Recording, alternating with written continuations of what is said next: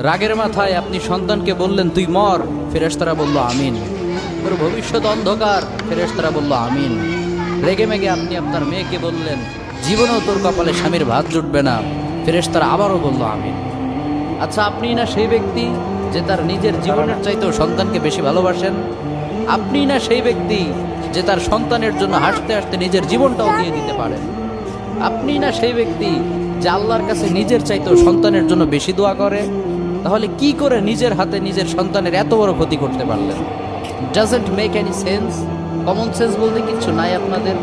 আপনারা কি জানেন না আপনাদের রাগের মাথায় বদদোয়া করাগুলো ফেরেশতারা আমিন বলে। দাওয়াতুল ওয়ালিদ আলা ওয়ালাদি, বাবা মা তার সন্তানের জন্য যেই দোয়া করে সেটা ভালো হোক কিংবা বদদোয়া হোক, আল্লাহ সেটাই কবুল করে নেয়। এজন্য খবরদার, নেভার কার্স ইওর চিলড্রেন। রাগের মাথায় কখনো সন্তানকে অভিশাপ করবেন না। খুব বেশি রাগ উঠে গেলে তার জন্য উল্টা